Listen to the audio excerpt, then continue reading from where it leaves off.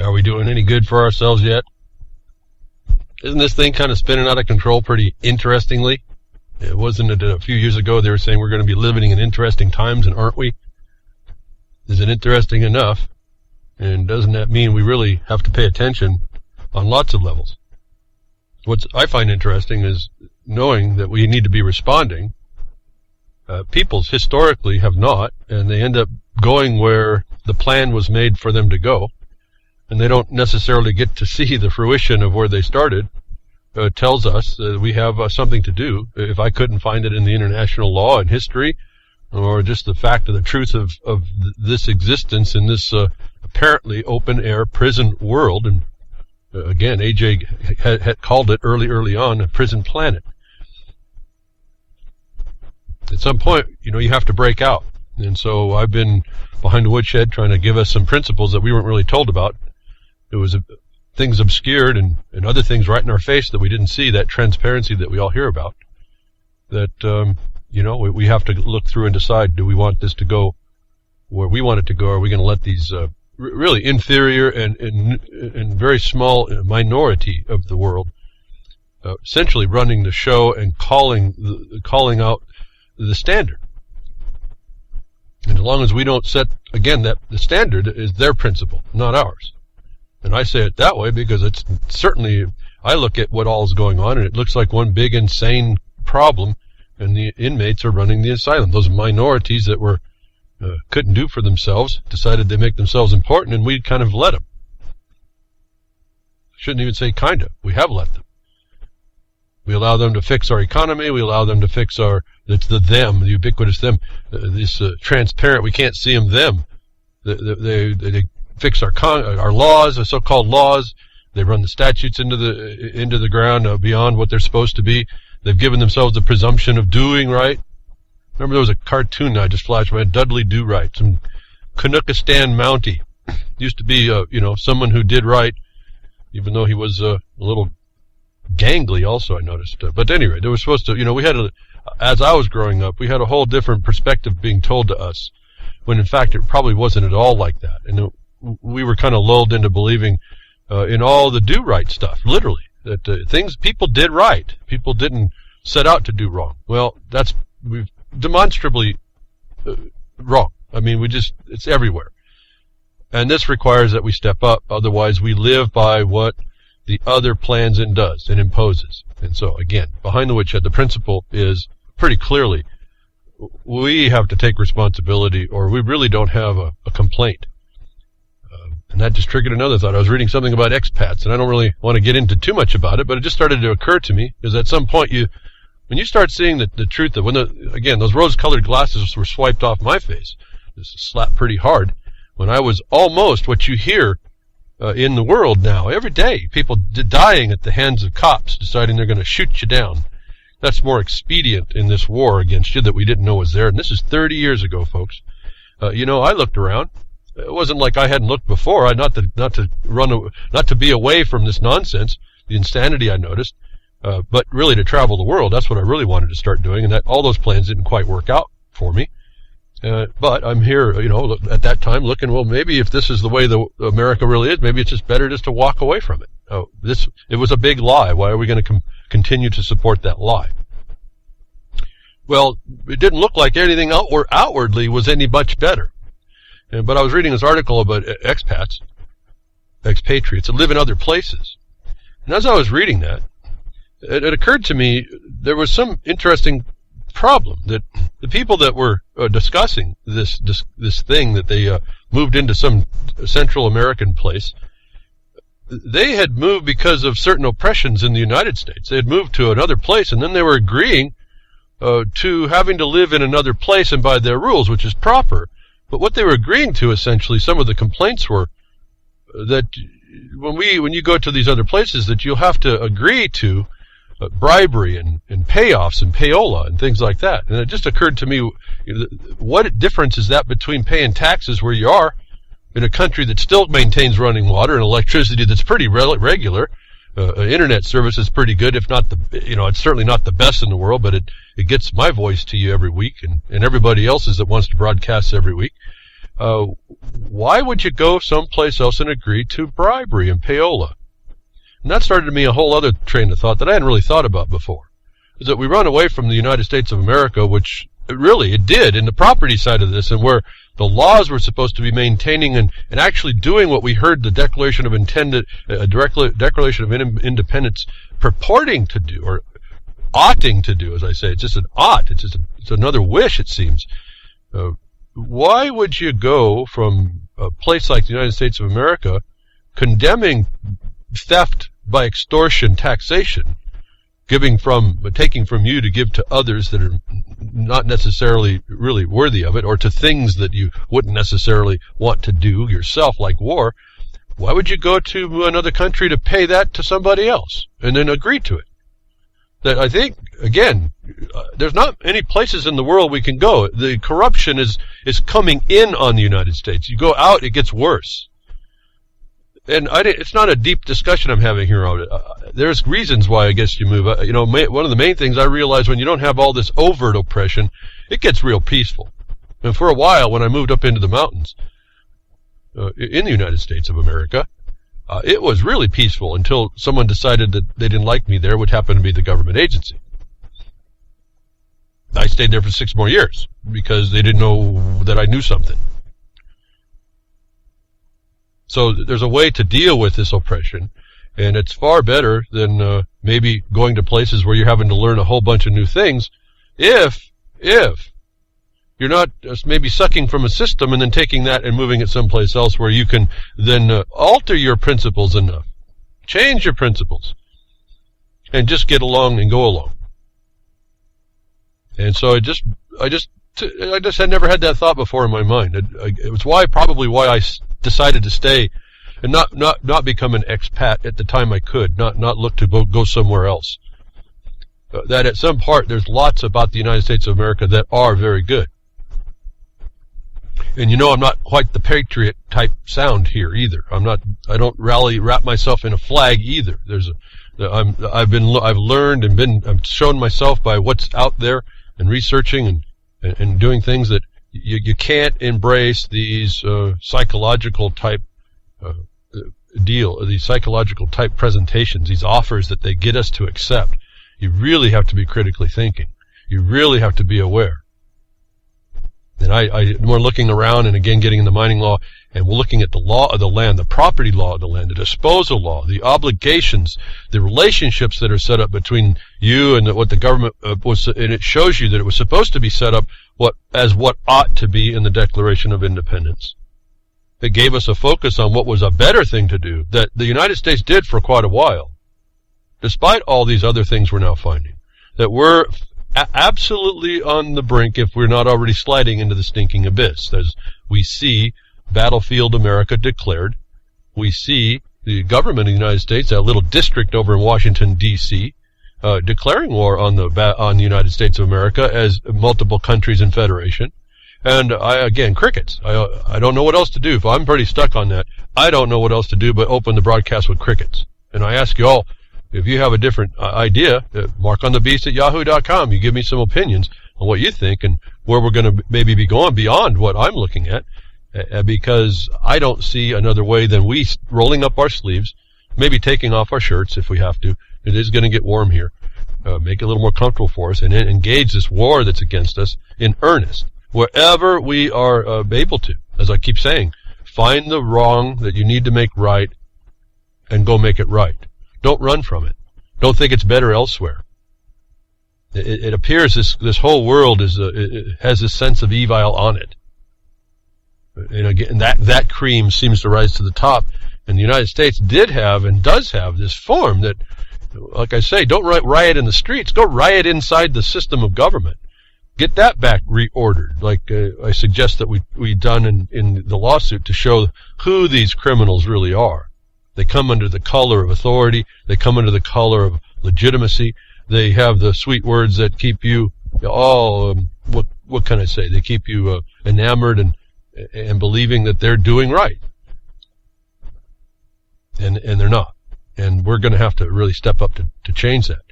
And I've told you, this is, there's indications everywhere, and I found it going through international law, rounded back around into Title 50 in the United States Code, that we are in a war, and we've been in an emergency. They called them emergencies.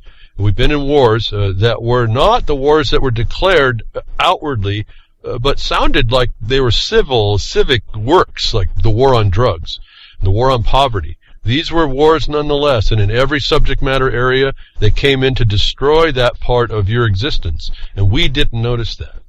The main one being your economic life, as I touch it periodically.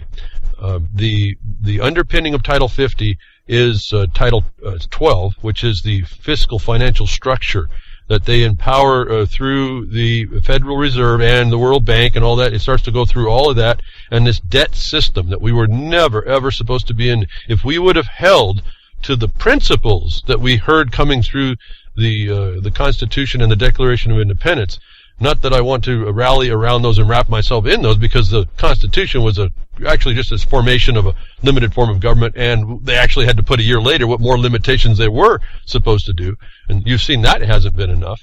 The Declaration of Independence was really just a wish list, but people died over that in holding those ideals up, those principles.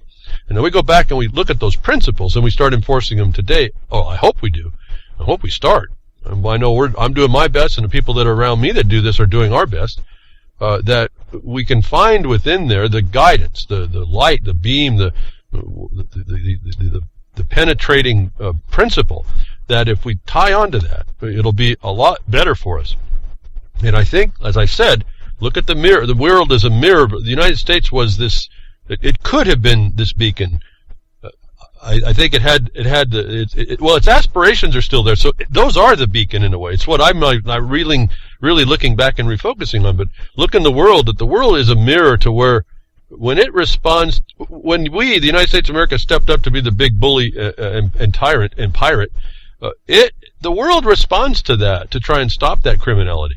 And how it responds is what I'm telling you is the mirror that you look at to see how, to remind us, in face of all the propaganda, all the agenda, all the altered realities, all the false agendas, all the non-constitutional policy that's made upon our lives, the administrative impositions that are made. You look at what people do in reaction to the evil the United States has become in the world, and you will see the elements of how you have to respond. All that said, to set up this point that came in, and I think this is a bigger story than I've heard around. Not that I don't have any tuners out there to know really what's going on. I got the internet. I told you that. That's all I've got to look out in the world anymore. That this story didn't seem to ring a lot anywhere, but it was announced, and I'm just going to go. I don't know that I'm so settled on Anonymous being anything more valuable than just another body of people out there looking around. You got to be careful again. Check your facts everywhere, but this is a report coming out of an Anonymous issue that I thought was interestingly didn't get picked up, maybe because they picked it up. But Checkmate, the central bank of Russia, was, in my mind, a very big tale here, and giving us, again, that mirror reflection. What do we do when we find out we're infiltrated, surrounded? Battlefield America is on us. They're actually running, they call them, training maneuvers down in, I think it's Texas or someplace. I haven't really kept track of all that. They seem to be all over the place, actually. You're watching the infiltration of the military at all points now. It's not hidden. But what is Russia doing in the face of this oppression against Russia and the destruction of? You have to look at this as there's a very big symbol in Russia that isn't what we've been told either, and it's not like there's a lot that I don't like about any government actually, and so that kind of is across the board. But these people are their own people. They have their own culture. They want to be separate and different. And you watch what Russia just did and what's doing. Russia is attempting to nationalize, not privatize it. If I understood this correctly, they're going to nationalize their banking system. And so this is again, one of those things. I want to say this, use this as the mirror. I've said before, if Russia's doing certain things right now while they're under attack by most of the Western influence, which includes that IMF, that World Bank, which is one of the total destructions of this, then I told you be careful though, because they're also a world player, and they're playing that BRICS condition up and that other Asian market to be the antagonist, so they can continue this whole nonsense against us. But look at what Russia's doing in its own to protect itself, is it's isolating itself and making itself into an independent financial system, an institution that I'm asking you to consider in your house, in your life. Remove yourself from this debt-based system. There's no way to be able to continue in it. When we went to Gobzillion, I don't know why. Again, I see all these signs. I don't know why people don't respond to them. There's no way to measure, folks. I guess I wanted to say that. You got to get to a way to measure in your life. You got to be able to, and you got to find common weights and measures that everyone can agree with. That your life, separate from this oppression, can go and exist, and you can weather and resist a lot of the pressure as best as you can and much longer.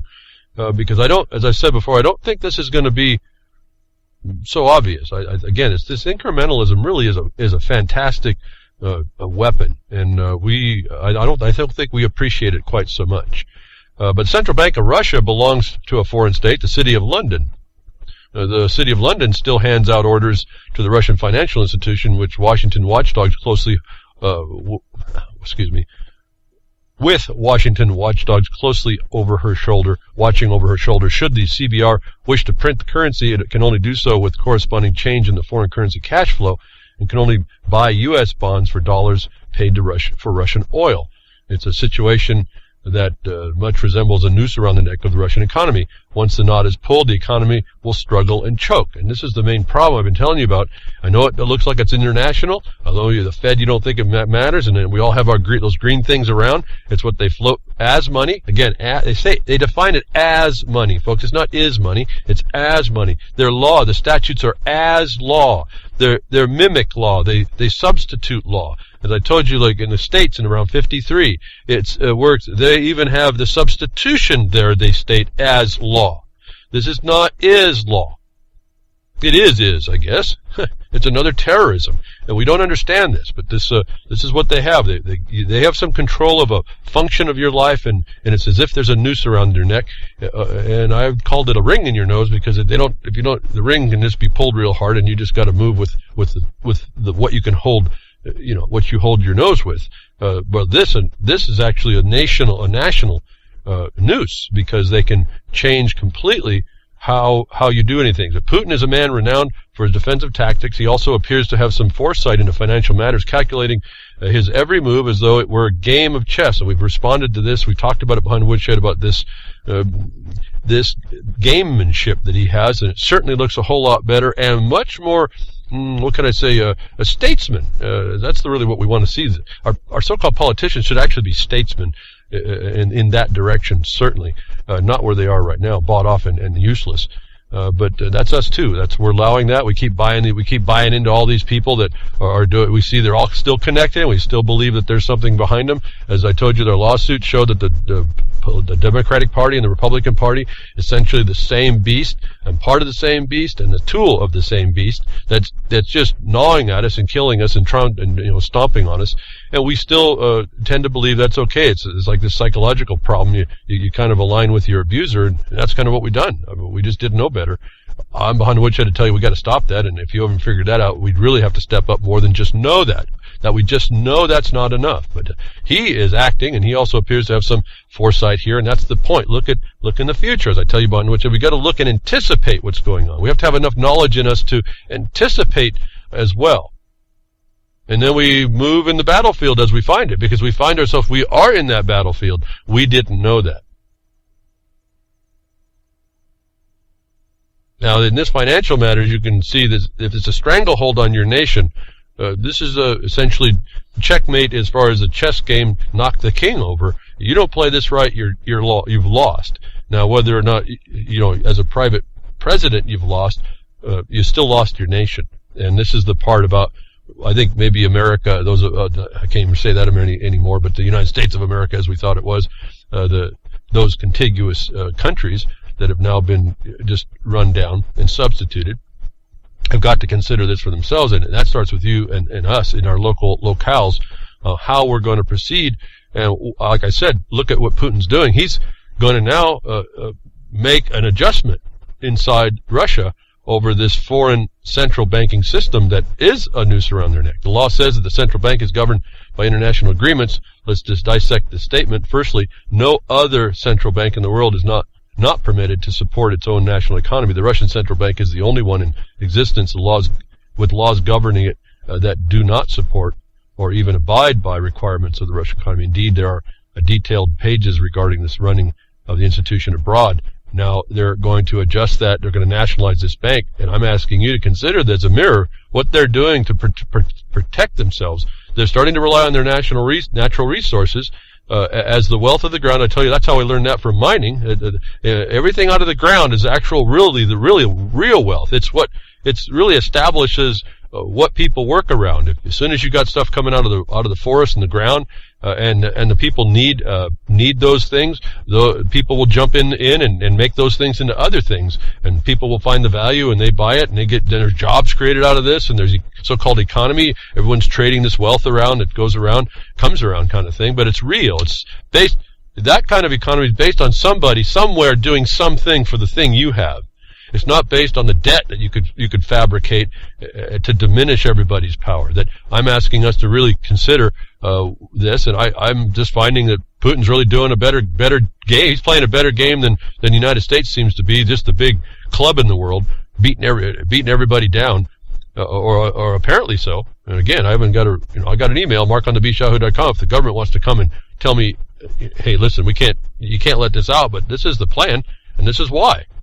They don't do that. They just go around and beat everybody down, claim to be the big peacekeeper, give the unqualified one a Nobel Peace Prize, and then he goes around and then drones everybody, and he laughs about it. Now, I guess we laugh too, and we agree to that. We know that because of the crickets. That there's a big game going on in the world, whether you want to believe that you're involved with it or not, that the examples of which are for us. That we can really start to change locally. And I think the big thing, as we've been saying, and I've missed it a couple times now, Karen Quinn Tostado and making, United We Strike and Don't Buy, Don't Come Ask Why, all that, withdraw. That's where I started. Before she did that, I was already saying withdraw. She came up with that little phrase. We haven't been talking about it when she kind of dropped away from doing that. There wasn't that much support for it. Crickets, folks. Crickets. All the answers is right there. We have a bunch of intention and no follow-through. No persistence after that. And I mean that generally. Because as I've told you, we have our independent action now. We're finding, in fact, works really, really well. And so we're back to Putin. He's protecting his country. Whatever I might think about Russia and the skullduggery that goes on in all governments, it seems, all you have to do is read, the Prince? Read Machiavelli's The Prince. And if you come away with, this is not a dog stab you in the back world, I don't know what to tell you at the point of government. I don't know what to tell you. When I see this stuff, and I wasn't told about it before, it makes the world right again. It's a really nasty world, but it makes, at least I can understand now why. And that makes a lot, that's a big difference than to walk around with a head in the sand, or drag around with your head in the sand, or in the clouds.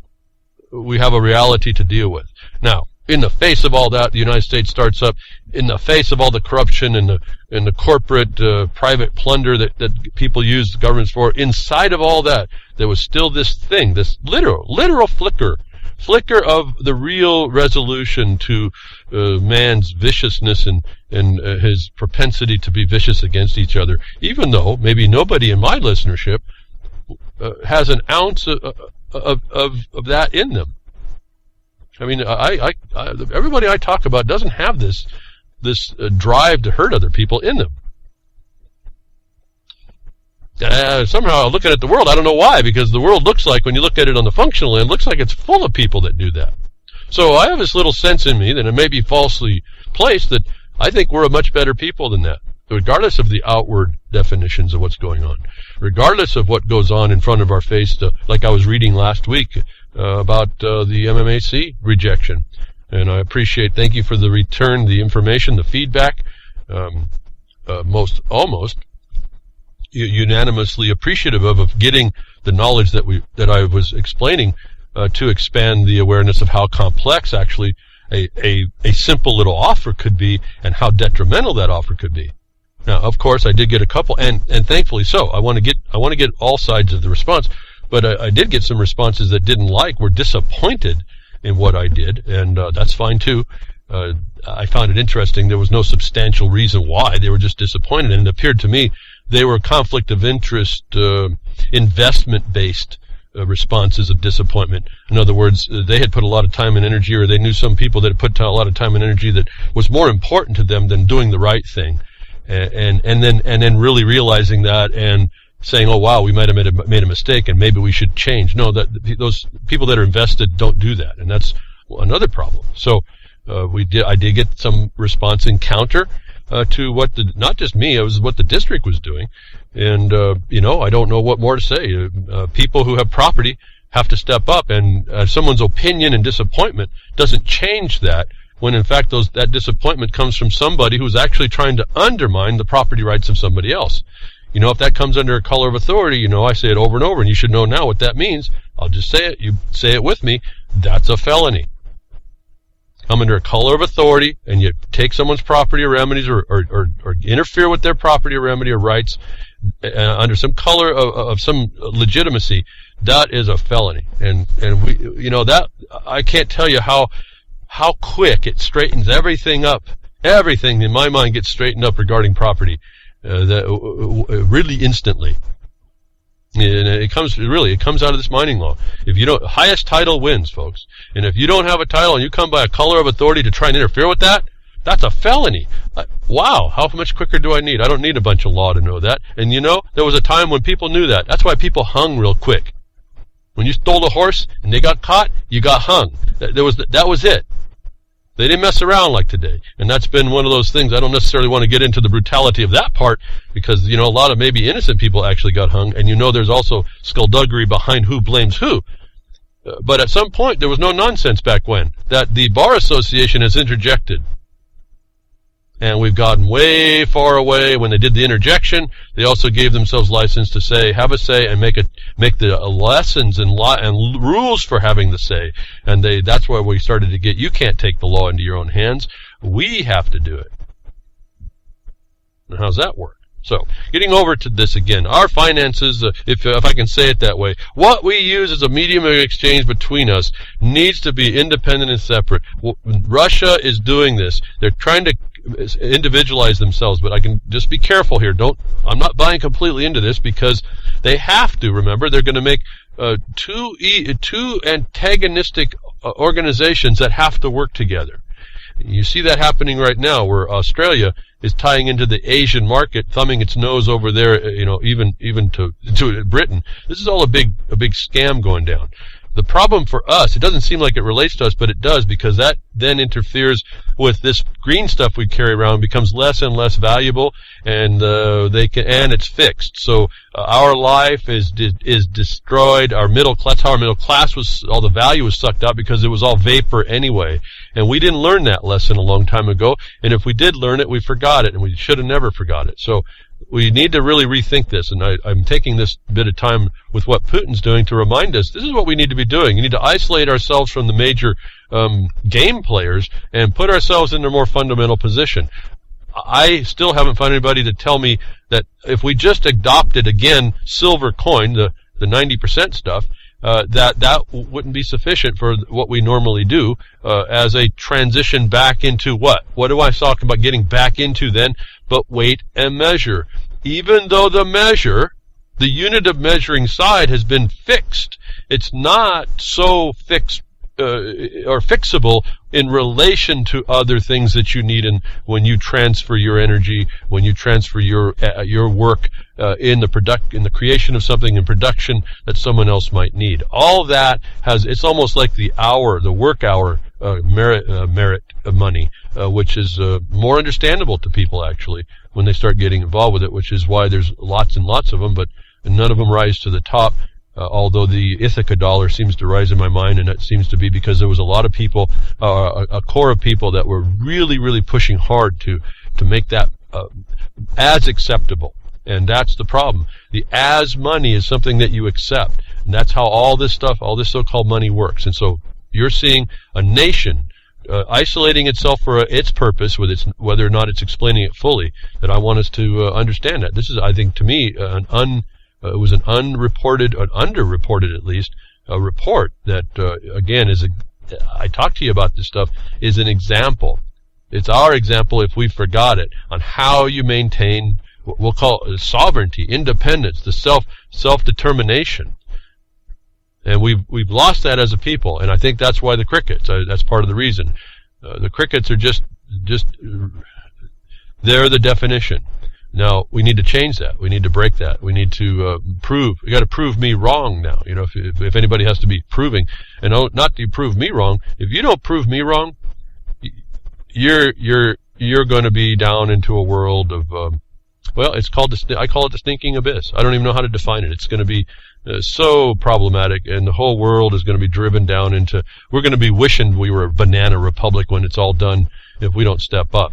And part of how the way they get that going is, as I told you, they create the antagonist to some perceived good, and these are the players on the world stage, and we kind of buy into them. And then I was telling you, watch out with this Netanyahu thing. He came into Congress, does his speech, and he's having some problems, and then he wins his election, and then he says he's not going to go to a two-state deal. That's not going to even be on the consideration, even though there's agreements for it all, even though they really don't have title to the land, and that's acknowledged under the international provisions of acknowledgement by these nations. That there's a war, an internal type war, which I don't know is so real. I think this is giving license to Israel, as I've been telling you before. It's been observed that the United States is playing good cop to Iran, to Israel's bad cop in this nuclear false issue that's being created by the West, Zio West. But this, or last week, if you didn't hear about it, and this is the antagonism in the system working to get us to be, looking at where they want us to notice, but we have to look better. And this is really, really serious. I don't know where this ends up going. We're told it's written that it's going to go terrible. And at some level, okay, fine, let it go. Let's get it done. Part of me says, let's do that. But other part wants me to we want us to do better so that we don't continue to recycle these problems. But U.S. Declassifies a document revealing Israel's nuclear program. And this, to me, was a very big deal. That Israel will not admit or deny. To me, that's just an admission. I don't know how you play that, but to me, that's an admission. If I don't have something, I just tell you, and it's not a lie. So Israel can't be trusted to tell that truth that way. And I don't think any nation can. And this is the game and the role playing that goes on. But to decommission a nuclear program, Israel's nuclear program, the United States did. Obama did that. They're blaming Obama for that. They're blaming the rift between Obama and Netanyahu. But I think it's a false rift. And without going to too much, I'll just read maybe the first paragraph so you know this is real stuff. In a development that was largely been missed by mainstream media, the Pentagon early last month quietly declassified a Department of Defense top secret document detailing Israel's nuclear program, a highly covert topic that Israel has never formally announced to avoid a regional nuclear arms race, and which the U.S. until now has respected by remaining silent. Folks, that's just an accessory. This is another felony in my mind. But this is the gameplay that's going on, and I want you just to pay attention. They do admit, and I didn't go through and read it, don't have that kind of time completely. I don't have the time to bore into this too much. I just look at the deception. I look at the gameplay. That's enough for me. I don't like any of it. I don't like that, at the end of this, people die. At the end of this one, a lot of people are going to die if it goes the way it's been talked about and declared. So this, you'll see, they kind of give you an indication of how far along Israel is in their nuclear program, and they make mention that they're back quite a few years. But in fact, you'll see also in the report, when you go to the Blogcaster and get the download link or type in what I'm talking to you right now about, you can find it yourself and start picking up on it and reading it, I guess, if you want to do that. But you'll find out that they actually tell you that Israel's military capability in defense and armaments is advanced. So I wouldn't take this report that's been declassified to be the end-all be-all of where exactly Israel is. This is saying that they won't. I don't think the report goes to the point. I haven't read it, but it doesn't sound like anybody's reporting. It says exactly what's going on. It's it's only saying in referentially what they think they are doing, that Israel is a nuclear state, is a nuclear power state. Now they can't deny it, but now Israel gets to go ahead and use those. And this is what I'm having a problem with. While the United States plays good cop in Iran to Israel's bad cop, I'm going to stop you from getting the nuclear bomb now. Really, this is what they said. It may start the nuclear race. Why is Israel have it and nobody else? So there is a big dynamic going on. Russia's already in contracts with Iran to do nuclear power for non-military purposes. So again, you see all the players in it. You see in a very, very dangerous condition, very serious things that if this thing starts to go wrong, to me it's as stupid as the United States sending American troops over to Eastern Europe and facing off right on an imaginary line between at the Russian border. Invoking Russia to have to bring out all their troops and parading around the town that has a common border in the street. Anything goes wrong. This is just ready to drop a problem. Do I care where I'm at behind the woodshed? Not initially. This is serious stuff, but we're not going to care. But that is reflecting on us, and that, I tell you, that's a mirror to if the government of the United States is going to do that over there. It's going to lie about Israel, then tell a secret that an implied secret. That's who you're dealing. This is the kind of people you're dealing with. Can you trust that? Would you have that as your friend? I don't see how anybody can have a principle in them that would allow this. And so this is now people are starting to now respond. And again, I don't know the political bending and the reasons. I just see the words coming out. I deal with it on a surface level, but on a principled surface level. In other words, if things are going wrong and it's principally wrong, why don't we just shut it down and find out what's up and not do that until we start doing it principally right? That this somebody says whose name Dan Simpson, maybe Bart's brother or somebody, I don't know, retaliate against Israel for sucker punching us. The United States should not let Netanyahu derail its policies. But folks, I agreed that we shouldn't be taking on, and I kind of sympathetic to the post here. It says Israel was delivered 3 major body punches to the United States this month, which means it is time to hit back unless our government wants to be perceived by Americans, Israelis, and everyone else in the world as a bad joke, as a world power. Well, folks, we're already perceived as a bad joke and a world power. So, notwithstanding that, yeah, we needed to step up and be principled, not allow this to be the tail wagging the dog condition. So I found this report, this insight, interesting in that regard. We needed, I don't know about hitting back. We should have never allowed it. Now we almost have to, but we don't have to hit back. But see, Obama said there is no plan. He's admitted this. Now, that's not the truth, but he's overtly saying there is no plan. So we can't use that as any basis, and that makes us a bad joke.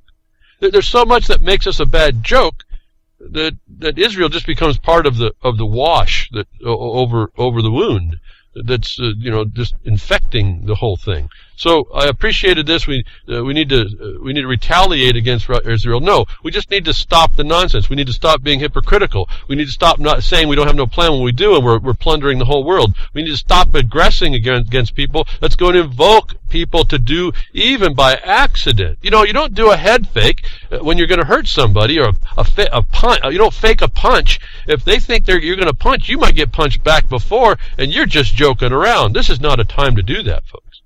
So, retaliate against Israel, we should just stop supporting it all. We don't need to, the retaliation should have never come to this point. That shows you how principle-less we are. And we've allowed it as a people. And we continue to allow it.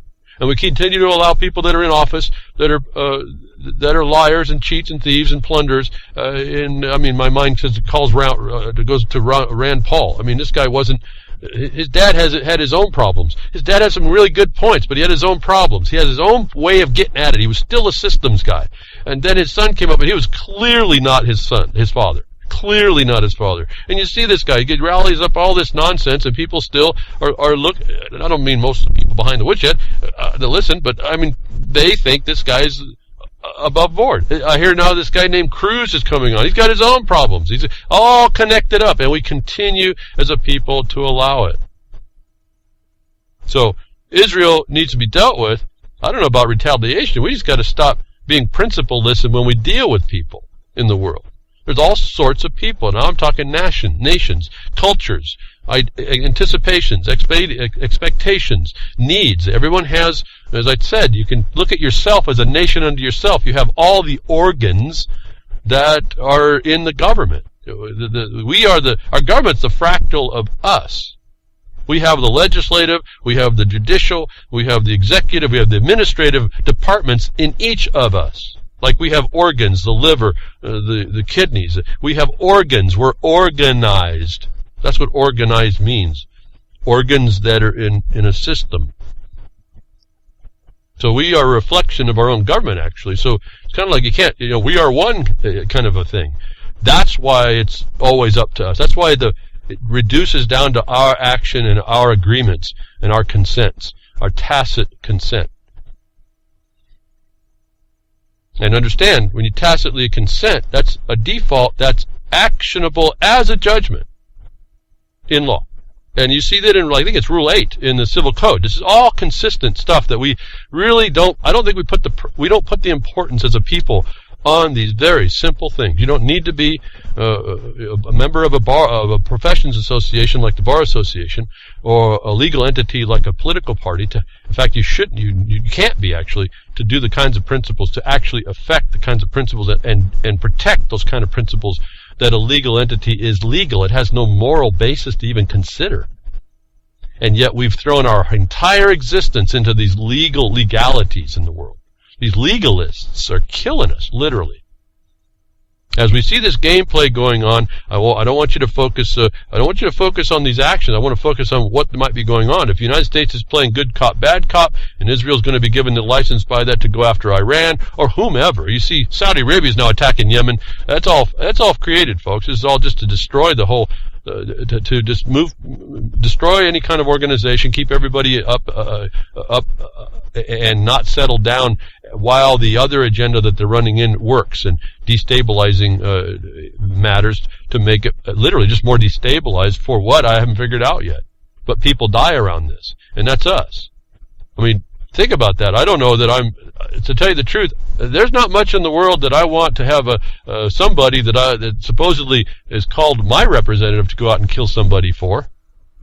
And that's what we're allowing when we continue to watch this stuff or be drawn into it like it's some truth that we're being told, and not looking at the lie behind it all. The U.S. caves to key Iranian demands as nuke deal comes together.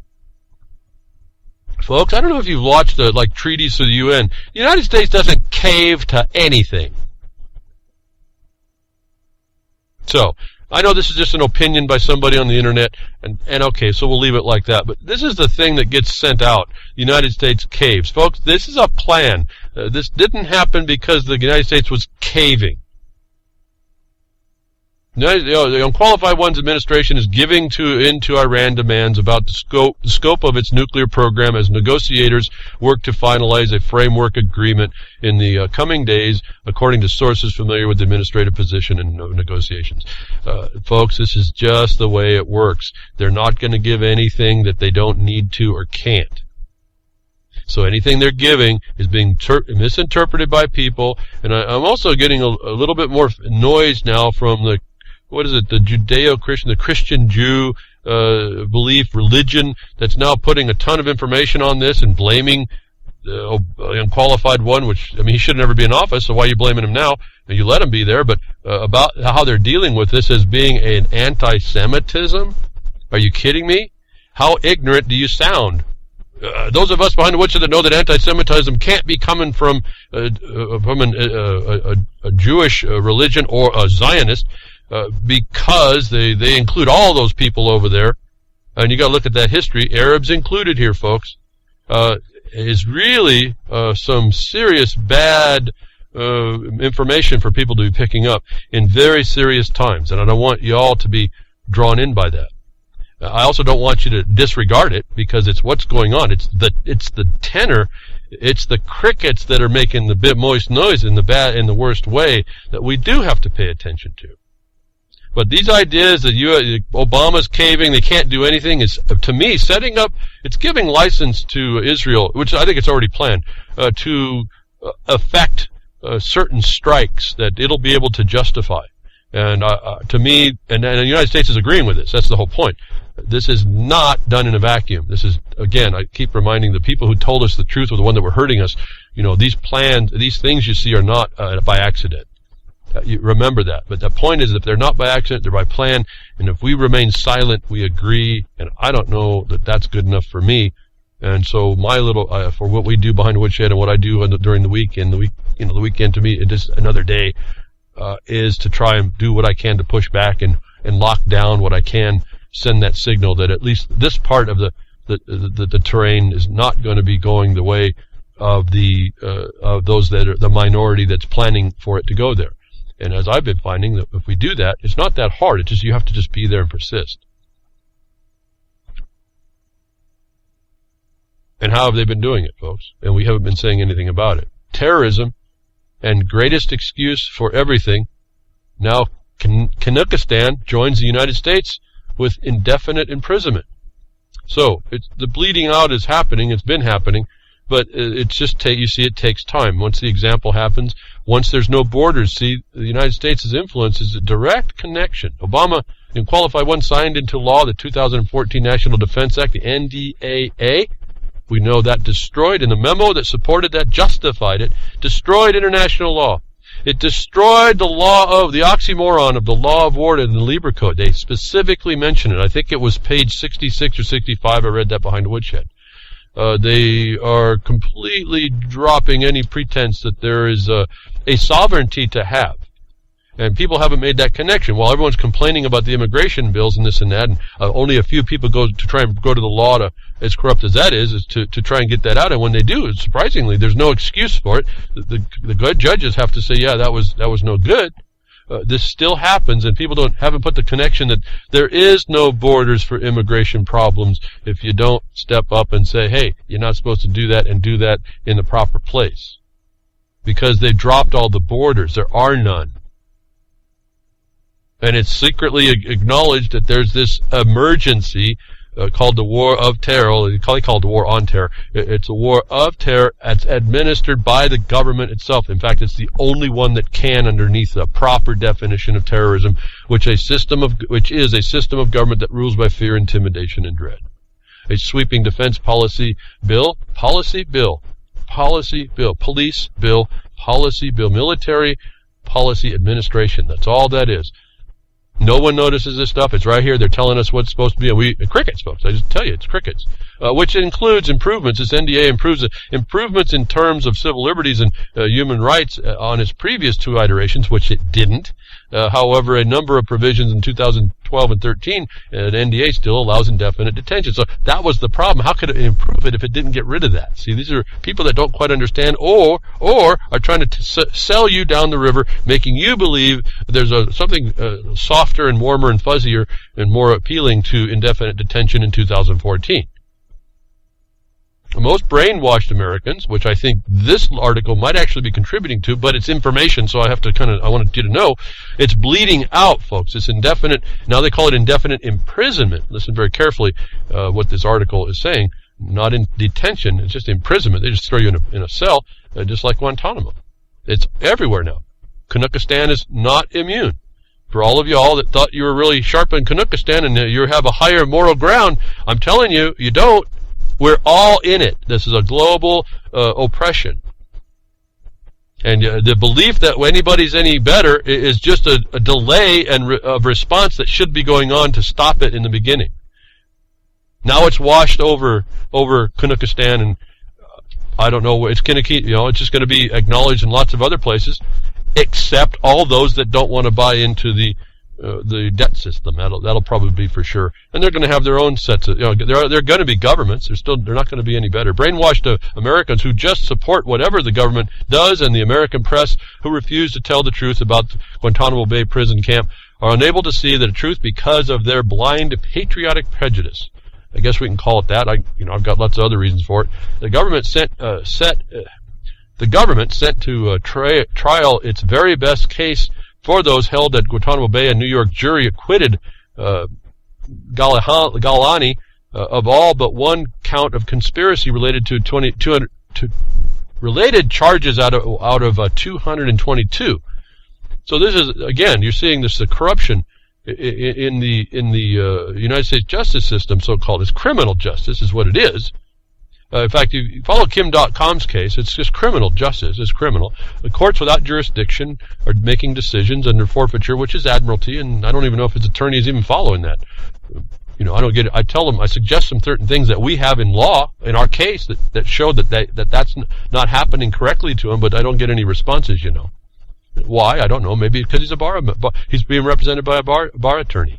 This is how it keeps going. The prosecutors put 225 charges, and they only got one as conspiracy. And you know, conspiracy, and they describe it, conspiracy is only an agreement, and anyone can be convicted of that crime for government uses, that when that they cannot prove a case. The agreement, so the quote agreement, becomes someone who then testifies against you that you agreed with them committing some crime. Literally, someone could murder your spouse, they get caught, and they tell the police you paid them in cash to do it.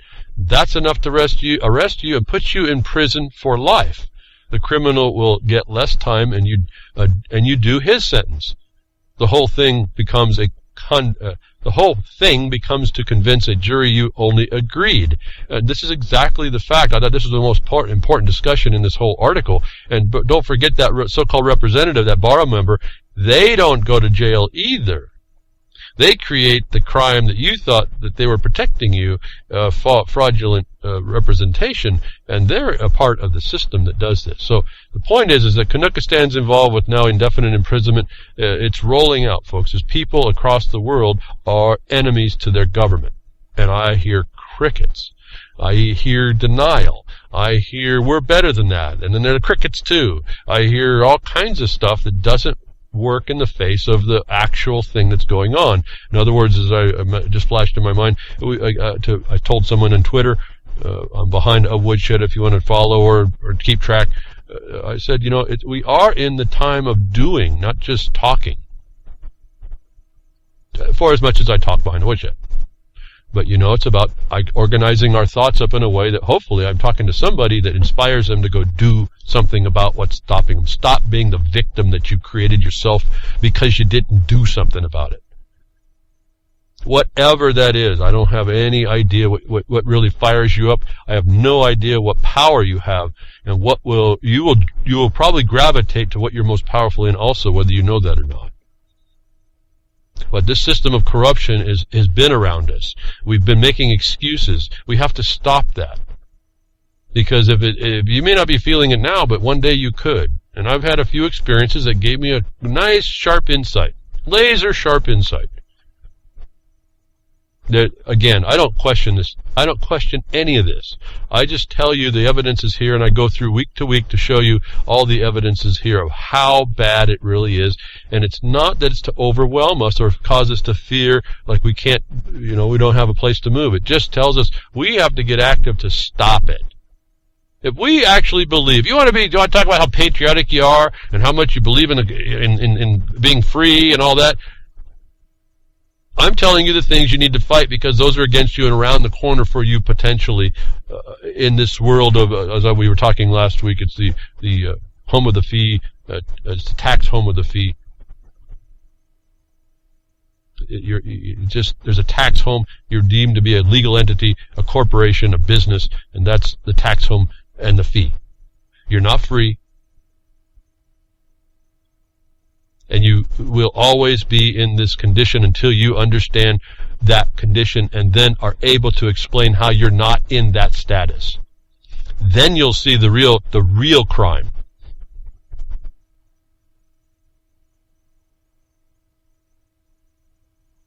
Until we understand you are in a land of the fee, the tax home of the slave, and you can show and explain how you're not that. You will not even be getting to the point where you're actually addressing the criminal. And that's what people don't understand. Just because you know the stuff doesn't mean anything. You have 2 steps to get to the criminal. And I hear very few people doing even the first step, let alone the first step getting to the second.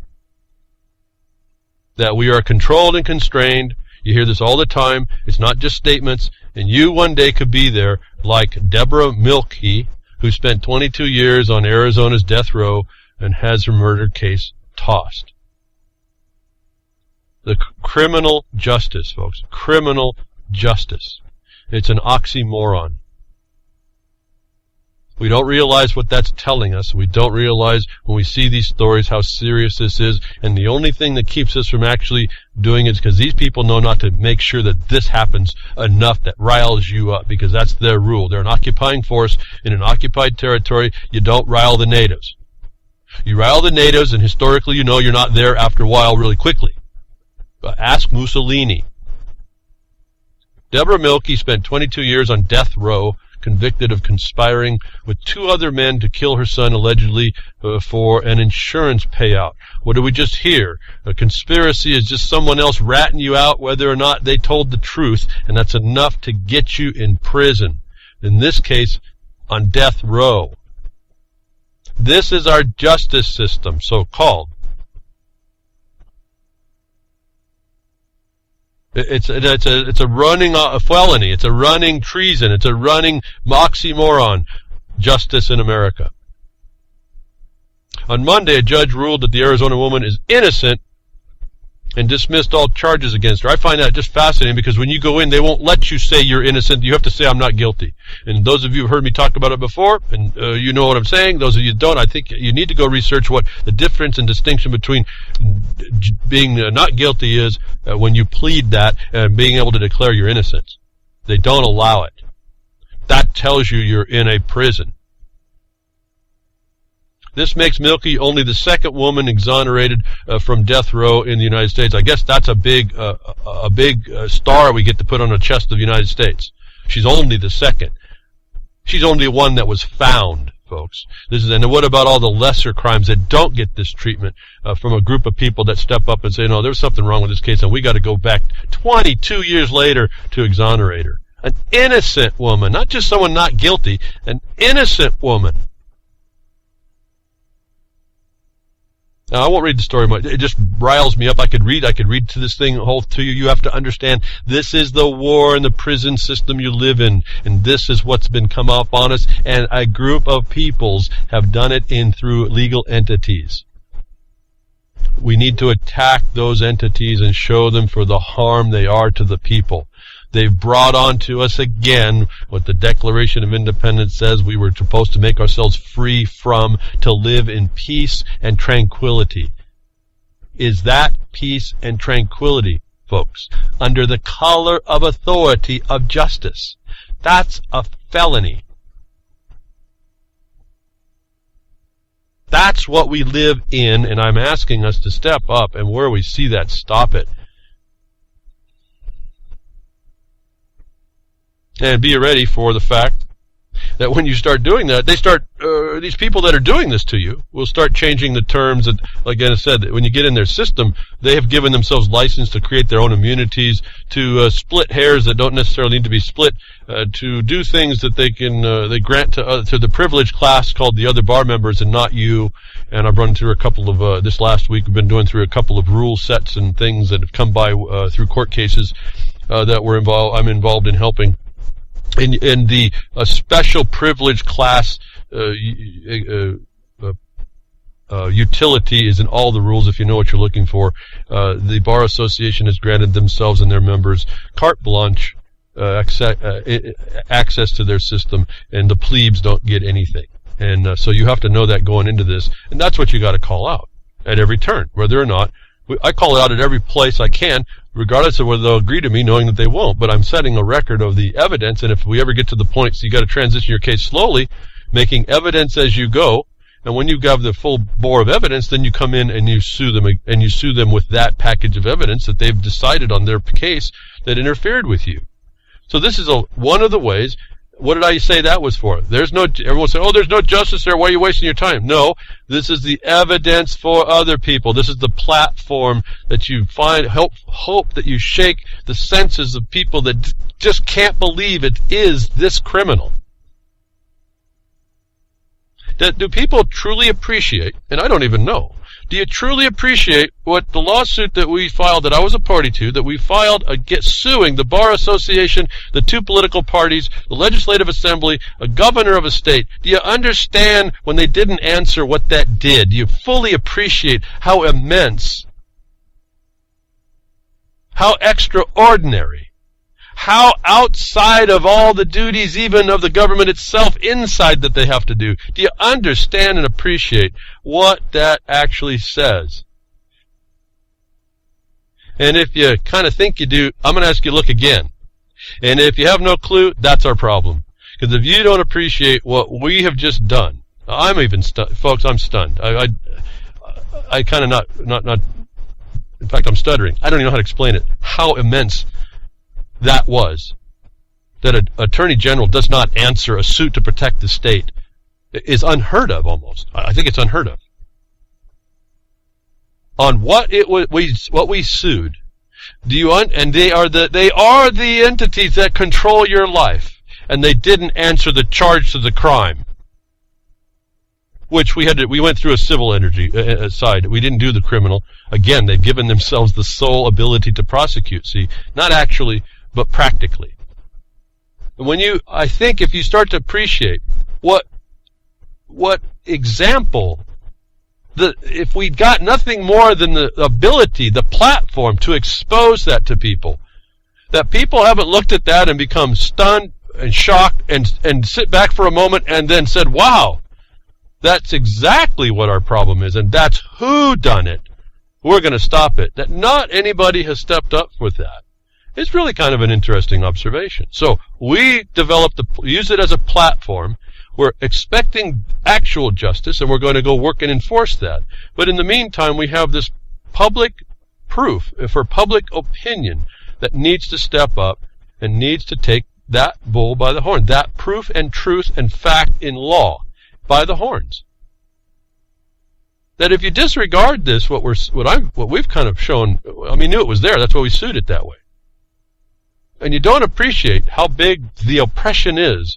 If you don't attack that, you're going to lose. Maybe that's pretty complete statement, and maybe never say never. But I'm just letting you know the odds of you winning are so much farther. You're wasting your time if you don't attack. What they say, attack the root. Don't swing at the branches. This is this critical understanding. You have to understand really what the suit does that we filed that wasn't answered, what it does in law, what the condition is that is established by that, and then inside the case we identified there's no court of competent jurisdiction that's available to you, and we all go around and we expect justice. Are you kidding me? And yet, and you say, well, why did you go through do that? Well, because it was a platform and we were able to expose that beyond a reasonable doubt. In fact, we got a confession that it's happening. So all that are looking for, is this that, or what's this definition, and what all that, and this is going, what's this supposed to mean? It doesn't matter. We've got a confession. The people that are running your life into the ground and have run your life into the ground know that they're running your life into the ground, and they're going to continue to run your life in the ground until you step up and say, based on this issue over here, this case, you're going to be stopping. And enough of you start stepping up, that will be what we did. We had used this legal system that's corrupt to expose the corruption in the system that was never supposed to be there, that has become the felony that it is, the criminal justice that it is. That when you get into that, you start seeing this terminology. I keep telling you this. I realized getting in the mining law how specific and easy the terminology was if we stayed there. That if you got off of the terminology, it's like being yanked off the main bright line in the road into the brush and getting beat up. That I've been telling you got to really confine your language is all imperative and important. That the government knows, the people that are in these positions that are taking you out know that's a weakness. If most people don't understand and keep track, that they start changing terminology, and I exposed that last week in reading the rejection order by Jefferson Mining District, where this is not our words, this was copy and pasted out of their own documentation, these people that we processed, this ADR alternative dispute resolution-based strategies. They have made up all these names. I told you their list that they put down was all the names they used to defeat you. If you didn't know that, like the word facilitation, if you didn't know that to have a facilitated meeting means you're going to lose, you think, and all the trappings are, balloons and confetti, but you think you're going to a party. In fact, it's a setup. And they have lots of words and names and terminology they use. When someone finds out how they did it wrong, they change it. One of the things you heard of when Agenda 21 finally hit the mainstream of people's consciousness, all of a sudden the government and everybody stopped using Agenda 21. So that's when they went to sustainable development. And now they even have to abandon that, and that's partly because we attacked that. We went right for the throat of that one. And we attacked climate change. We identified in the case that it's a religion because we didn't say that. We didn't prove it. There was other court cases around the world have identified that, and they treat it as one, and it can't be figured out to be anything else because it's a lie otherwise. It's just a belief system. Can't be proven. But the government knows about this. So what I found interesting and kind of laughable, but it works. Florida banned state workers from using the term climate change. Global warming and sustainability, among other phrases, allegedly barred at state's Department of Environmental Protection. The Environmental Protection people, I'm going to venture a guess, the Department of Environmental Protection in Florida is probably no different than anywhere else that I've found, and they're actually a federal agency. They're a state agency that imposes federal law. And they are barring the use of global warming and sustainability. To let you know, this is how the game is played, and we sued this. So, they would think that if they changed the name, that now all of a sudden our injunction wouldn't work against this. Well, guess what, folks? I anticipated this because I see this is what happens. We just called it the method. And we acknowledged it came under many names, and we were going to join all of it that does this thing, and this thing is to usurp property rights, to interfere with livelihoods, to interfere with congressional obligations and states' obligations and duties. We didn't confine ourselves to a term. We just used it to identify the present iteration at the time and said it's going to change again as it tries to evade justice. The point about this was this story actually happened back a few years ago, which was kind of fun. You hear about this stuff. I've talked about it. Then to hear the news late that it's been going on since 2011, it's almost laughable. The Department of Environmental Protection in Florida issued directives in 2011 barring thousands of employees from using the phrases climate change and global warming. According to a report of the Florida Center for Investigative Reporting, the report ties the alleged policy, which is described as unwritten, to the election of the public Governor Rick Scott and his appointment of a new department director that year. Scott was reelected last November, has declined to say whether he believes in climate change caused by human activity. I'm not a scientist, he says in one appearance. Okay, well, the scientists aren't actually scientists either, are they? They think they pass themselves off as it is. They say the science is settled, and I'm telling you, science is actually the continuing education process, where we take the best of what we think. Well, we can't take the best science anymore. That's a fraud. But we take the best that we can conceive, and we apply it to the reality of the world that we live in. Instead, these people are not scientists. They use models. They tinker with their models, folks. And that model has to do with affecting your life. And we think that's cool. And so when you call them out, you say, wait a minute, you can't use these terms to do what you're saying. This is a color of authority you're creating. They just go ahead and change the name. So here's evidence of it. I don't need to go on and on. It was interesting to read the article. They have a lot of other things, that, like one, sea level rise. Now they called sea level rise, which is a fraud, folks. I mean, the sea level rises and falls at the moon, okay? And it gets neap tides and all, it gets influenced even more. Spring tide, even more. But sea level rise. They call that now nuisance flooding. Now, how does that correlate nuisance flooding over to what the IPCC would say is a catastrophe, a nation, literally nation, Maldives, I think, is a nation-killing event? a nuisance flooding. So, point is that these terminologies, I've been trying to get people to really focus on them, identify what side of the fence you're going to be using those terminologies. Understand when you use terminologies, they are on a side of a fence when you're putting this climate change up against property rights. Because this is up against a bigger thing. You realize they confirmed, when I suggested to you climate change was a religion and they also went to sustainability, they confirmed it in this. The government already knew that. The environmental protection agencies of the states knew by way of the EPA, federal, the one who puts all the grants out through their solutions network that then spends the money, that then gives it to the university system to create these alternative dispute resolution systems to come and plunder your property and your economies and your livelihoods and all your ways of life, wherever they may be.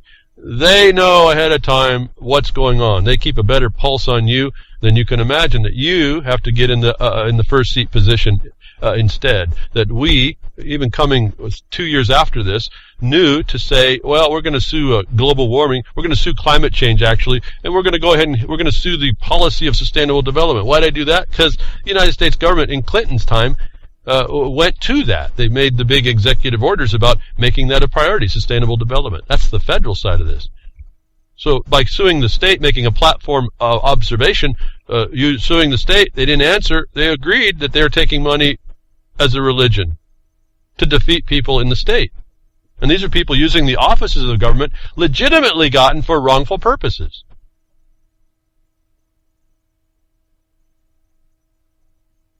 So I just pulled this together from research, so you can too, folks, and I think we have to do that.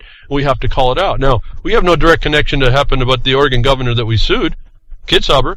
I have no connection that his fall a year after. Actually, it was 2 or 3 weeks after the perfection of our order, our judgment, is when Kitzhaber fell. I don't have a connection that happened. I can tell you we were suing to enjoin all the unconstitutional acts that were now found to be going on around that. We sued him for the unlawful use of his office. Can I connect up what we did? Well, no, but the coincidence is very strong. You think we're going to be told that we were any part of that? No, because we also said to the government that Congress was responsible to keep a Republican form of representative government. That's another part of the suit. And it didn't. So you think the government's agents like the FBI is going to talk to us while they try to fix things behind the scenes? Do I know that's happening? No, but I mean, it's sure connected, isn't it? It's coincident to that point. Yes, I do believe in coincidences. I just want to know what the meaning is between them. And that's the only question for me. Is it coincidence with the meaning or coincidence just because? That this platform of the unjust legal system, the legal system, not a lawful system, is what you use, no different than you use a political candidacy for. You state your position, and you get your word out there.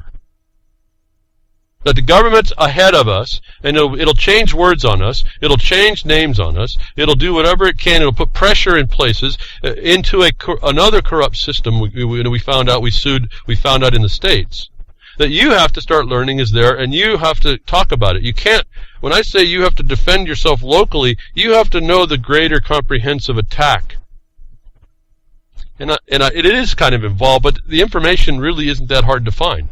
And I know that now that I've seen that it's out there and where it all is. It's not that hard to find. It's just that me telling you on the weekend would give you enough to go find a lot of this stuff, if you were interested.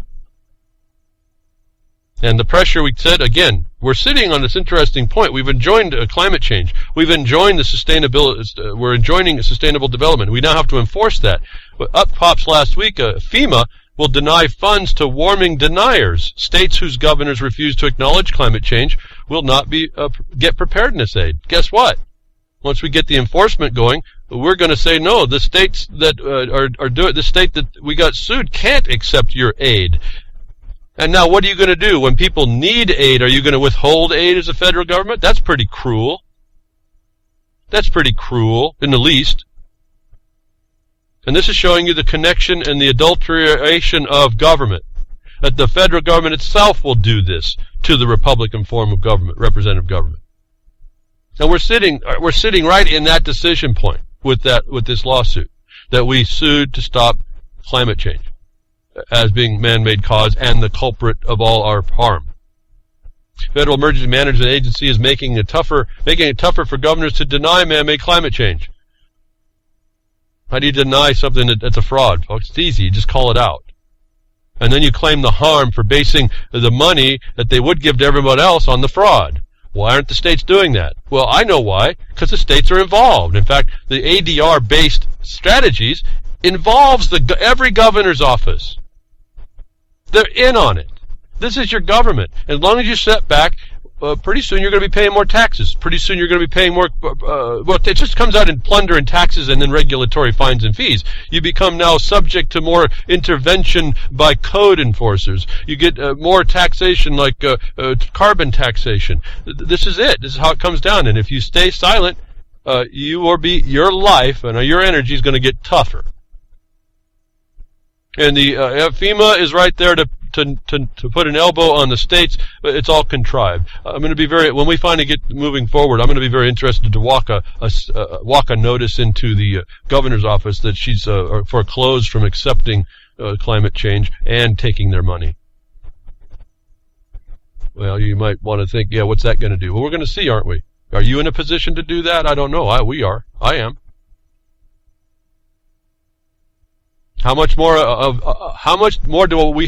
I have to help unwrap to show the emperor wears no clothes before actually people start actually acting on it? How much more can they apply these frauds to climate change? All this stuff, all these things, human food security, the Obama scare. It's all the same stuff. When you come up, and I've told you this before, just today, another finding: blatant fraud discredits 43 major scientific studies. This is the stuff that this best sciences that this government's using to take you out.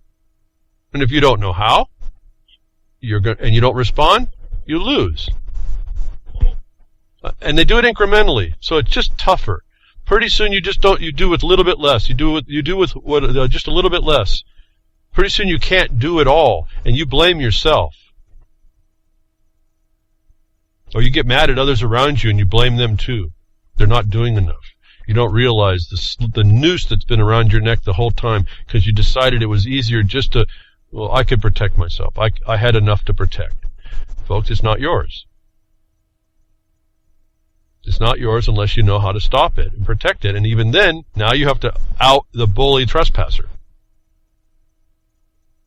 That we have again. The Biomed Central recently retracted several papers on topics from prostate cancer to orthopedics, citing fabricated peer reviews largely from Chinese scientists, as I talked about, reported behind the Woodshed, 2 years ago now? The industry, the peer-reviewed industry best sciences that the government knows sits there that it's probably using, and we've found evidence that it is using these types of documents. As I've told you before, all of these stories, science, with EmailGate, the ClimateGate problem, for sure, science is prostrate before the truth. And I kind of look at that as a license. I can be a scientist. If I never thought I could be a scientist, I can be a scientist. I can do better making more critically thinking observations and learn how to make better studies than these people that want to play with models and tell me that's reality. Peer review means nothing now, folks. So let's go to the point where we are really having to rely on ourselves. And I say if we just, the law of the land and the law of the nature around you is probably a lot more telling the truth than anybody that's got a shingle above their head and points to it. They're the authority. They're the expert. It was a slow drip under pressure. They're always an expert say, and they're always surprised. Remember, I haven't pushed on that a long time, but we used to for a long time. Every time something new came up in any aspect, any subject matter of life, it was a surprise to the experts. Should have told you you're living in a fixed reality. You're living in an excuse for a reality. There's a reality you're living, but it's influenced by this, and it's creating a hardship that I guess you can choose to run away like an expat. You can justify a different style of plunder and theft by extortion of a different group of people, or you can settle down and say, listen, where's the best foundation that we can actually get to where we were promised this peace and tranquility? And I think I came to that conclusion quite a little while ago. It's right here with us. But we do have to respond. And so you've heard me talk about how we've been working to respond and responding. And I don't, it's only a small little bit of the problem. So I've learned that it's not on me to make and resolve the totality of the problem.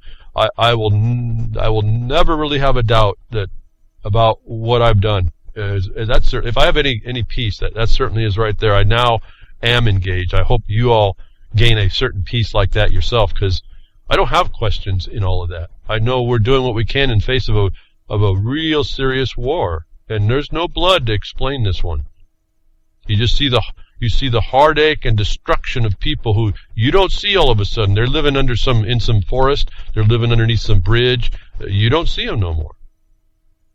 Parts of your neighborhood are going into rubble, into blight, as they call it, so they come in and destroy the rest of it. You see the Detroitification of America.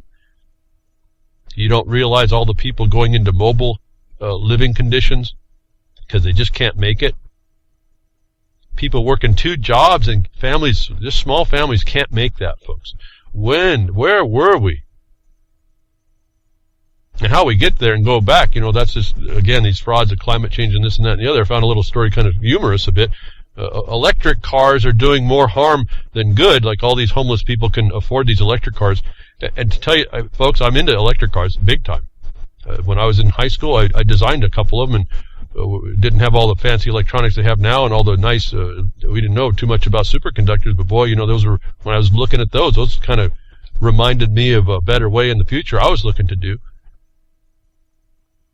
I looked around and said, commuters sitting in one seat, you don't need much to go up and down the highway just to go to your job. Why are we having, what sense does it make to have even 4 cylinders when you don't even need that? That if you just go commute from 25 to 30 miles, which is about the limit of the technology when I was looking at cars, why don't people just use that? Why don't they just use that? That they don't. There's a big economy around why that doesn't happen. But so I'm into electric cars, but there's a truth about electric cars. And this little professor guy, whoever it is, Chris Kennedy, he says an electric car does not make you green. You're better off filling up at the pump. I don't want to get too more deep into this, saying, folks, we have energy to expend to go from point A to point B. And we have to choose what we're going to do. And so anybody who's ever come up and said that the amount of energy expended it cleans up is more clean than others is fooling themselves. Until we find that electrical device that may be there but may be hidden from us, that may be squelched, that may or may not do what it says, that device that allows essentially the electricity to come out of the air, which, as I thought about it, it would have to then start putting a counter torque on the Earth. So let's be careful about this one too. But it's so infinitesimal. Maybe the energy of the sun can keep this thing spinning. That you are going to expend, and you're going to create machines that take energy and resources from the Earth and expend the same kind of energy that it costs us in carbon until we change that whole paradigm. To know that electric cars can't be better. You can't be greener. Why? Well, because you have to, I guess you could if you come from a dam, from your generator to your car, then maybe. But every other technology requires an industry to make the technology in a mining situation to get the materials to make these devices. That it's just another lie that electric cars are actually cheaper and also maybe less of a so-called carbon footprint, notwithstanding that the carbon footprint, the carbon economy is a fraud, folks. Don't forget that. Don't buy into this discussion either. I just want to point out, you transfer energy from one to another, you're going to get it from someplace. We have to start looking at the source of that, and there's only a few ways we create energy. One is petroleum now, that's the most efficient. If you go solar, you're still having to go get the minerals from the mines. That's all the minerals, that's all the energy it takes to get those minerals and all the processing, and then you have to make the finished product. If you don't know that's chemical and energy intensive and not green, you need to go look at the process. But a fantastic thing it is. So what our problem is just dealing with the side effects, and I think we could still be fine. that the green psychopathy doesn't want to look at, wants to use as excuses. Don't use, I guess the point is, don't use all of these excuses. This professor's tying into something that's it's a fraud. But don't forget your basic science. You still have to build the machine. It takes resources to do that. It takes energy to do that. It takes potentially bad byproducts that have to be dealt with. Every industry does. That you're not going to shirk this thing that we do, being productive in the world. And I think it's important that we make things as well. We want to make things as clean and reusable as possible, right? It has to be sustainable.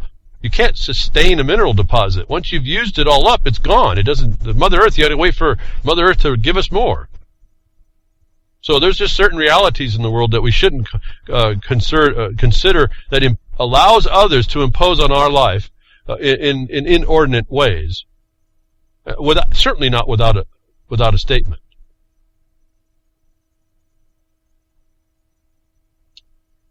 As long as we keep quiet, it continues. Where I've said you don't keep quiet, you have a chance. You at least bring it out to people. And, this is where you see the rallying around GMOs and pharmaceuticals and vaccines. There's a contingent of people that see it and want other people to know it. Why? Because if they don't, you're seeing it. Apparently there's not a big enough push against vaccines. They're going to make those things mandatory. Because no one's speaking up against the internalization, the internalized compliance with industry of the system. But the lawsuit over DHS First Amendment violating suspicious activity reports given green light by a judge. So here's someone who stepped up and is going to challenge that condition. So what you will about say what you will about the internet, but the nation's best conspiracy theorists are employed by the U.S. government. A case involving 5 individuals who ended up in DHS suspicious activity reports, or SARs, is being allowed to move forward. What's remarkable about the lawsuit's allegations is how little it takes to find yourself on the receiving end of an extra surveillance and attention. At the heart of the lawsuit are the SARs themselves, and the paperwork generated with the assistance of see something, say something tips from civilians.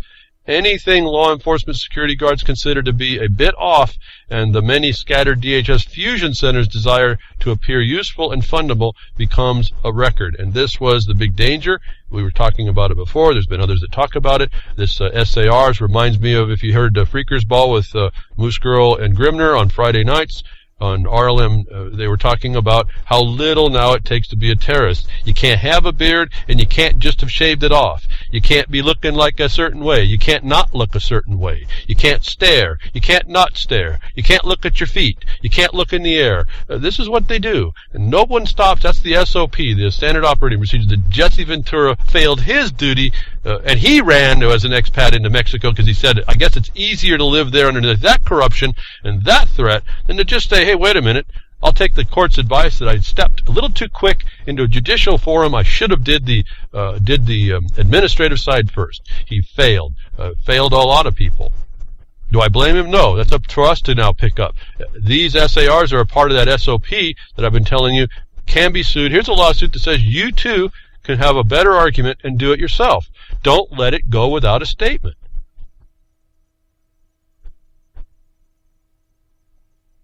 On the heels of all this excuse that brings on DHS and all this other nonsense, and I don't know how far this is going to get. I think this might be just a bunch of noise, because there is not everyone's a cricket, so apparently something's pushing this. The bipartisan bill would repeal Patriot Act, cut down American surveillance. Maybe you should all check out H.R. 1466. And maybe it's time again to do a flood of communications. Doesn't matter that it may or may not work, that you think it doesn't. Just do it anyway. I'm suggesting to you that what we do locally when a lot of people come together, it does work. The Bipartisan Surveillance State Repeal Act, if passed, would repeal dragnet surveillance of Americans' personal communications, overhaul the federal domestic surveillance program, and provide protections for whistleblowers.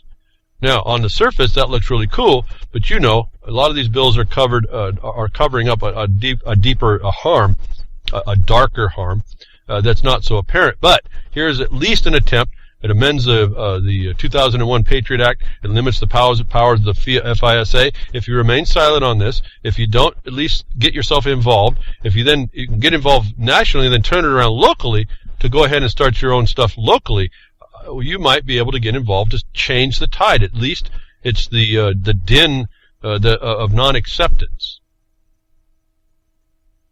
The Patriot Act is one of the major beginning acts that the NDAA, indefinite detention, comes under.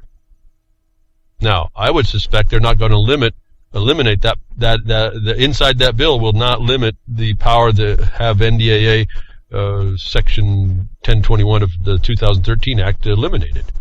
So we would want to maybe jump in. You can make a comment. You can make an amendment suggestion. Say, hey, wait a minute, that doesn't do it. That doesn't really repeal the problems that we have. You need to be that voice. I guess you need to just start exercising that voice, even if you don't think it does any good. We ran across something this week. Something came up, their mining tax thing in the state. I said, well, after we watched what the 2013 legislative session did, why really engage this bill when we still have to focus on something that we actually have a bird in the hand instead of the one we're looking at inside the brush, to try and go up against some of this now when we already have the answer in our hand. Maybe we shouldn't waste our time on that, but when there's no energy being put toward it, maybe it would be something to address. Why is this deposed governor's influence still coming through the bills of the Congress, of the state's legislature, unless it is all corrupt? And this just shows us the level of integration that we should have been putting in all the time. That I don't know you don't even get this opportunity if you expat yourself somewhere else. You just give it over. You just say, okay, I'm going to live as I'm given. And I'll accept, as I was reading the one article again, power outages, water loss, water outages, bribery, potential police, I guess police, the military is everywhere, so the police crime against you that you have to deal with, things that you can't do, things that you don't have. Why would you go to countries that did all that and say that's better? Because you've just given up? I mean, that's a neat piece, but that's the bliss in ignorance, I think. But that's giving up. And so, do you give up? Is that what we have to decide? We do have to decide that, I guess. Are we going to give up and just shut up? And then what are you thinking about? Why do you even participate anymore? Or do you have to step up and say, wait a minute, you lunatics have gone a little far off base here, and I'm going to be at least trying to stop this little piece right here. As I was telling you before, we'll get quickly over to that. I'll have that link for you in the broadcaster. Remember the net neutrality. If they got the nose in the doorway, the camel got the nose in the tent, they would start to do what they needed to do. If you agreed that it was a utility, you allowed them to agree it was a utility, treat it as a franchise on a public highway, if you will, the public airway that is really conducive to 1934 technology. If you allowed that, they would take advantage. And because we have apparently been silent enough, or only a few have spoken up on something so important as the internet, in this, web rules, these internet rules that popped up, it's already out, folks. These people know what they're doing. The plan's ahead of us. No one's really responding. We think that if we send out a Twitter, that's going to be enough, or if we send out a Facebook, that's going to be fine, or an email. Keep sending these loops of emails round and round and round. Look at the problem. And it keeps going on because no one does any substantial things to act. No different than I see when we're doing something. Without going too deep, we got coordination that we do, but there's this thing called cooperating agencies. And people don't understand the distinction. And so they'll be privy to something that we write for the district in coordination. They think it applies generally. And it doesn't. Or as I was talking with someone who made a comment in one of the forums that I was directed to me to look at and respond to, you have a defense you set up, and the fact that defense is not one because you don't understand the process that you're under, and you don't understand essentially that the answer is to make You don't understand how to make an administrative record properly. But you've established a defense without knowing all that. And so you can be acting, but you're acting incorrectly. I don't know if I can say wrongly. It's not right compared to what you have to do, but it's not wrong because your intention was to do better, but you're not acting correctly. So you can do I can type the keyboard all day. I can be on the computer all day talking on Twitter. I can do all this kind of stuff. I can watch all the news in the world. I can read all the things I need to read. I can find all the acts that are coming. If I sit here in the blizzard of it and do nothing more, it's over. They've won. They just get the next thing. That already on this utility called the Internet, the feds acknowledge the power to act to establish web rates. If you don't think there's a big threat now, and has been, and planned. Federal regulators on Wednesday acknowledged that the new net neutrality regulations could allow the government to interfere with how much companies charge for Internet service. In other words, the power to regulate here is the power to control, destroy, or alter, or abolish, or whatever they want to do. As I explained, would be coming on as soon as they made and everybody agreed it's a utility. And I had a problem with EFF at that point, because they were actually agreeing. Oh, the rules look okay. That 400-page of rules, that looks okay. And I told you that if EFF, who I found out is supported heavily by Google, if they went and said that, they agreed to its status, the Internet status, as a utility. That's the first mistake. That's what you don't want to do. It's like going to an IRS altercation and you argue the amount without arguing the applicability of the tax. If you argue how much you pay, you've impliedly agreed to the duty to pay, the obligation to pay, haven't you? Same thing here. You agree, these rules are okay. You agree it's a utility. And you are not actually doing what you needed to do in order to properly address this. Not that I like that we have to identify the proper addressment, because the utility of the Internet is really kind of a usufruct more than a property that you have right of possession of. Solely and exclusively, that property owners do. And so this is a little bit different.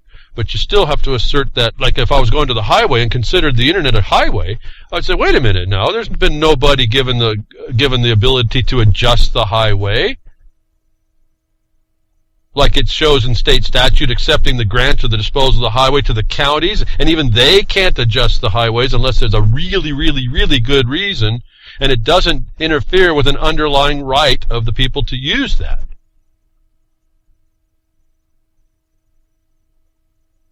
Now, I just said something really quickly. If someone was to pick that on, I'm sure if you went back to the podcast or the blogcast or listened to the tape, and you wrote down everything I said, you'd have the nugget of how you would proceed, and it'll be pretty formidable.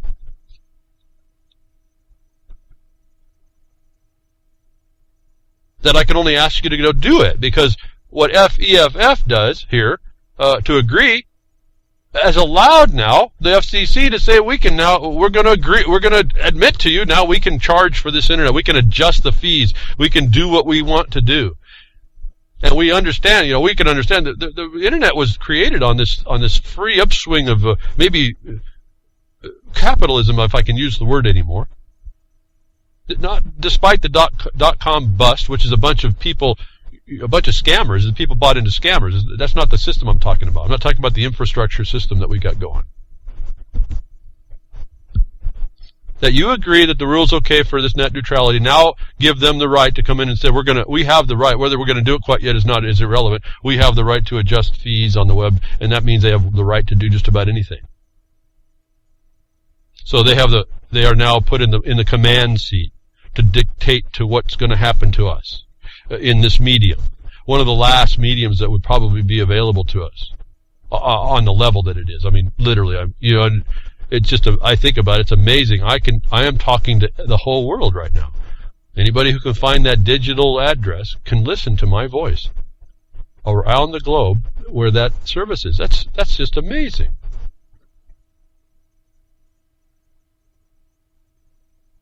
This is just quite amazing. This is interesting times, isn't it? It's amazing, this technology. But it's because it was kind of free enterprise type. It's free, go after it. I couldn't get on a backbone system. A long time ago I started to barely get an idea. Maybe it'd be good, what's it take to be into the backbone system? That seems to be where it's at. Well, little people can't do that, so that's where corporations. It's kind of like mining. You start the prospect, and then you're not able, because you're a little miner doing prospect. You just need beans and feed your beans and bacon and feed your mule, and so you find this stuff, but then you got to give it over to the association of miners or a corporation of mining in order to actually extract that valuable deposit. Same thing with the internet. You can start little things, but the big miners, the big backbone people, the guys that can really support it, that's the one that took that side. So there's a naturalness about this, but it was built on someone thinking that they could make an advantage for themselves and still provide a service. And if there's competition, not monopoly, that becomes about as good as we can expect. It seems in a dog-eat-dog. Monopoly to the level of the competition, but consumer type situation. It tends to balance itself out. That you don't want monopoly anything, and you don't want to be forced to do anything, and at every turn the government wants to force you. Like this little seed drop, and you'll hear all the words popping up as I've talked to you before. Again, these terminologies that this policy, consensus, sustainable development, UN, international, no borders, global corporate governance condition is all over our lives. That the unqualified one, Obama, he just puts out the notice. Just going to give you a little idea. He's telling us we're going to mandatory voting as a question. He wants to put it to you. Obama says it would be transformative. No doubt, folks, and we know about the word transformative. If you don't, you really do some research. You need to get up to speed on what these words do. Transformative. That's technocracy, folks. I mean, that's just the word they use. It's also the word they use in sustainable development. It's also the words that they use to move the alternative dispute resolution consider. We need to transform this. We need to modernize. You've heard me use all these words. Here he is. He's floating the idea. Just to float the idea. This is a seed drop. This is on the table, folks. Mandatory voting in the United States. While he drops this while speaking to a civic group in Cleveland a couple weeks ago, actually asked about the corrosive influence of money in U.S. elections. Obama digressed into the related topic of voting rights and said that the United States should be making it easier, not harder, for people to vote. I can't tell you how much is underlying all this. I don't get into it all. It has to do with all the new people coming in and all this other thing. But they want to make it mandatory. If everybody voted, then it would completely change the political map in this country, Obama said, calling it potentially transformative. Not only that, Obama said, but universal voting would counteract money more than anything. Well, it won't. And this is the big deal on top of that. But think about this, and this is where you better start understanding your status, folks. And this is when you go read your voter registration card. You find out you have to declare 2 statuses in that, and you become subject to a bunch of stuff that you weren't until you did that. And I want to remind you, I did the broadcast behind the Woodshed years ago. And similarly to the net neutrality issue, where they've taken this, what would have been a highway, and made it a utility on that highway, or a franchise, the so-called voting right is a franchise. The utility for voting in this corporate structure that we have, and keeping it in place. The connections to which become federal, the connections to your state of which become federal, and you see the connection now to your so-called driver's license and your utility bills and everything else that you're involved with. That people don't understand what these little connections do, that they make this mandatory. They're finalizing the indenturing and the enslavement of the entire United States that was started by the Civil Rights 14th Amendment. Remember, 42 U.S.C. 1981. It's the right to pay exactions or extortions of every kind and no other. Remember that one? I haven't talked about that for a long time. This is going to force that down everyone's throat. And if you don't know about status, you're going to be thinking you have to do this, and you're going to be sucked in. Those of us that know about status, we're going to be the first targets. I'm just telling you that. This is coming down, folks. I think I'm seeing a whole different thing going on real quickly. I'm going to do what I'm going to do. You're going to do what you're going to do. I'm asking you to learn a little bit more because maybe you don't quite know enough.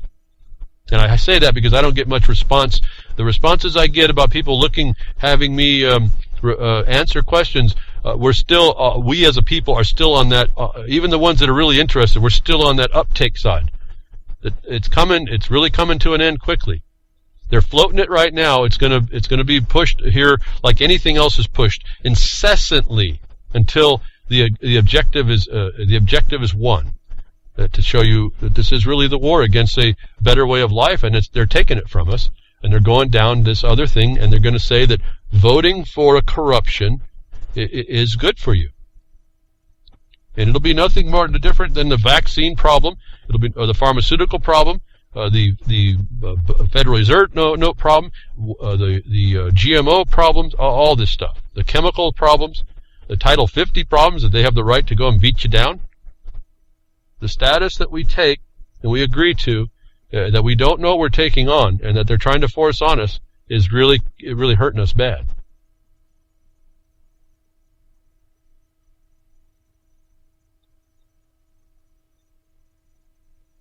In a case of first impression, David Cupello versus State of Indiana, the Indiana Court of Appeals reversed David Cupello's conviction on charges of battery on a law enforcement officer. The court found that he exercised reasonable force under an amendment to Indiana law which legalized using force against public servants that unlawfully enter another person's home. Do you have that protection in your state at this point, folks? Maybe you should. Here's a case. Blogcaster will have the link. In fact, all y'all on the podcast, if you want to know what I'm reading from and go search stuff out, I appreciate you get over to the Blogcaster and get the links and start doing. I kind of give you the beginning information. It's not just like I'm just talking here. I take quite a bit of time, 2 hours or 3 hours, to build the Blogcaster, so that you'll have all the information, so you'll see where I started from. The special amendment came in a response to an Indiana Supreme Court decision in Barnes versus the state, which held that the Castle Doctrine is not a defense to a crime of battery or other violent acts on a police officer. Remember that condition where the occupying force and police and military law have absolutely right to your stuff, your spaces, and there is no privacy. And they just said that in that case before. So Indiana, if we make a law, we can guide the occupying force by making a law. That's really all we're talking about here in the statutes. They're obligatory to those statutes. Indiana recognizes the sacred nature of an individual's residence. You notice all these hook words: residence, person. So forget individual. That's a business, folks. Individual means business. Residence is where the business does its job, does its business. You read these articles, people don't even know either he actually means this, or he doesn't know what he's talking about. That I'm reading it telling you this is all commerce related. And your statuses are you're a business in a location doing business. And that's what the word individual residence means. That those that are there took an immediate action. Indiana took immediate action to protect these, to recognize the unique character of a citizen's home. This is a subject person, subject to the citizen in their tax home. Anyway, so let's read it for our purposes, because you're going to need this no matter how they word it. But to recognize the unique character of a citizen's home and to ensure that the citizen feels secure in his or her home against unlawful intrusion by another individual or a public servant.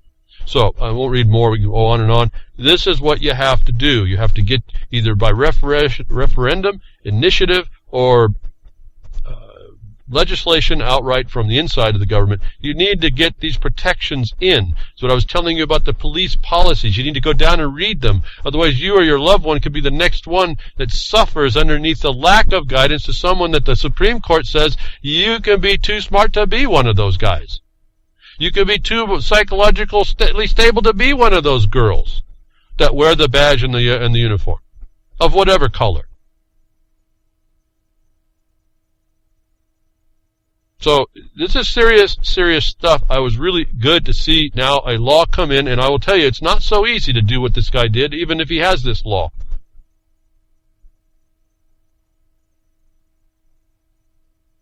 Reasonable force, folks. This is what you have to maintain. That's very difficult. And I was glad that the court would not extend too harsh a standard for the gentleman, and he was able to articulate his standard sufficiently to show it was reasonable. This is not carte blanche, you get to shoot anybody.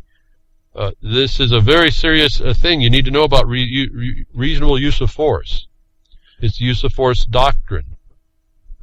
They have another name, it just slipped my mind, it flashed and went away. It's the force continuum, I think is what it's called for the military, the police.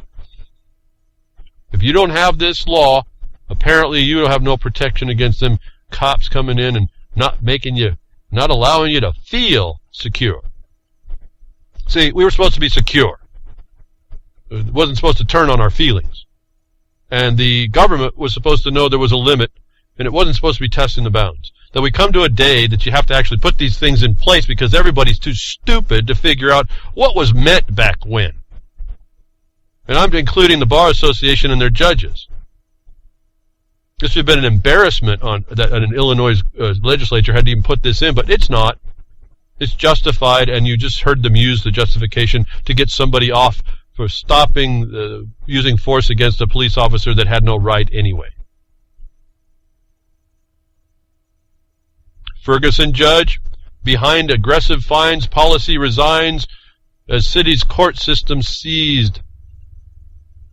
You're in a system of plunder here, folks, and it's just these are the ones that get found. I mean, I've uncovered them with friends who needed help. It's easy to uncover them once you know that it's there. You know how to take them down, and you don't take them down to the point that this one got seized. You take them down so it doesn't affect you anymore. They don't let it up easy, but this is how you attack them. You can't walk in and get justice, so you don't walk in expecting it. You just go in to expose it. A judge in Ferguson, Missouri, if you don't know why there's a problem over there, who is accused of running a modern-day debtor's prison while affixing traffic tickets for himself and owing $170,000 in unpaid taxes, resigned on Monday as the state authorities seized control of the city's court system. That's municipal court. You know, $170,000 with unpaid taxes was probably the main thing that they got moved in on. It wasn't because they was actually running a debtor's prison. Why? Because the United States is a debtor's prison. If you know what I mean. So, there was some insight. Fallout from Ferguson, Missouri, is that the system is exposed to be corrupt. To help restore the public trust and confidence is why this thing happened. Well, once trust is lost, folks, they said, remember, Obama said it. If you don't trust the government, we're going to have a problem. I told you, right, as soon as I got to the back of the broadcast, yeah, we have a problem, folks. We have a problem. And this is just one of the ones that got caught, and probably only because of the intense scrutiny that's sitting in misery right now in Ferguson. And this is what it takes. This is why if you don't get involved, it's no way to start exposing this to people. How do they bring this back? Texas judge, everything's bigger in Texas, folks. Texas judge resigns after being caught texting instructions to prosecutors to help win convictions. Texas District Judge Elizabeth E. Coker, I'll bet she gets it right over the border, right? Is stepping down from the bench after being caught in engaging in a massive perversion of justice. Folks, it's criminal justice. Apparently she got caught. That's the perversion.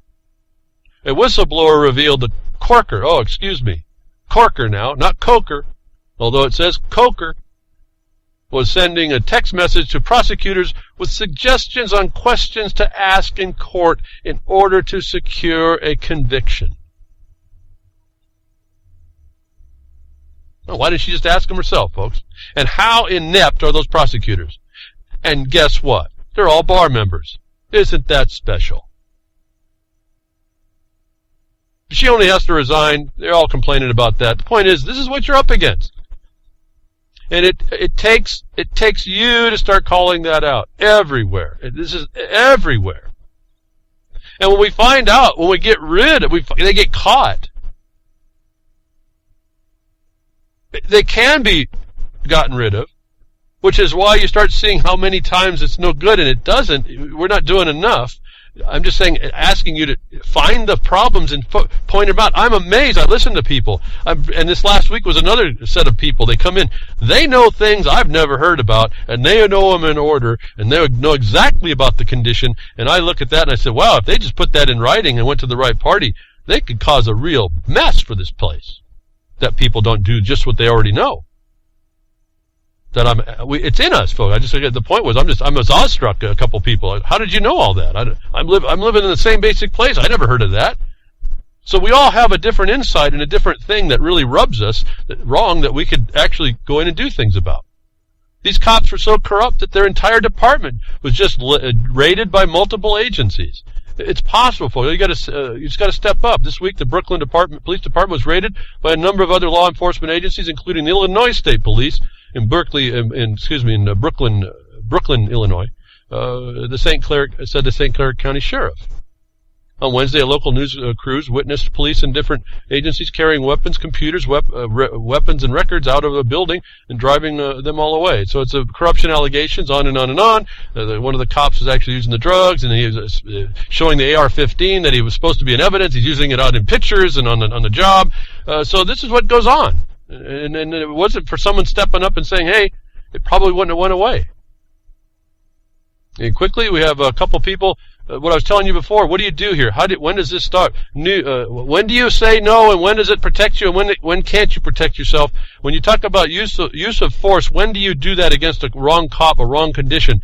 A new video appears to show cops planting crack evidence in an innocent man's car after brutally beating him. It's another story like the one before. This is way beyond.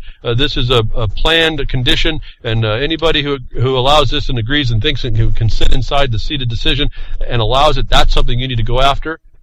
And that we don't step up about that is one of our problems, as well as when do you respond to protect yourself against this little story?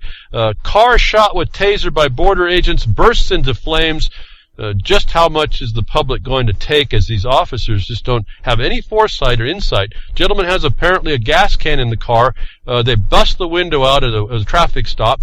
They shoot a taser in to get him. The spark apparently ignites fumes in the car, and the guy is burnt to death. So now his heirs get to go after the wrong and the harm. When do we stop, folks, to not allow this? And the story has some things and suggestions that maybe people can do now. So I don't know, folks. This is up to us. It's really up to us. These people are lunatics. They've gotten away with it. We have to stop it. We have to bring the peace and tranquility that was promised to us, and the tools of which were given still to do. For us to do, and because of those tools, it actually puts the obligation on us to stop it. So thank you for tuning in today. Appreciate that you do. Tell people about the broadcast. It's the only way that people are going to get some of this information. Stay tuned to reallibertymedia.com and all the networks there, and UCY.tv, and then you got worldtruth.org giving us the server space to be able to broadcast out through Spreaker as well. And just appreciate everyone's support. The FM broadcasters tell me every once and again to keep that I'm keeping our levels up, making sure it's good for FM broadcast quality, even from way behind Woodshed. I appreciate everyone's support and suggestions. And it's not all I'm noticing right now, folks, is that we're our own victims. It's self-inflicted wound. And it's really It's up to us to stop a lot of that. And I don't know, folks. I just see there's lots of ways for us to do that. It isn't a secret. These tales that we're being told are really I can't tell you how much of a notice they are that we really don't have a time. You could be that next guy just driving down the road, and this happens to you and tase you, and it's oddball, but that could be you. Could be your little one. It could be anything. Thank you again for tuning in, and we'll see you probably next week.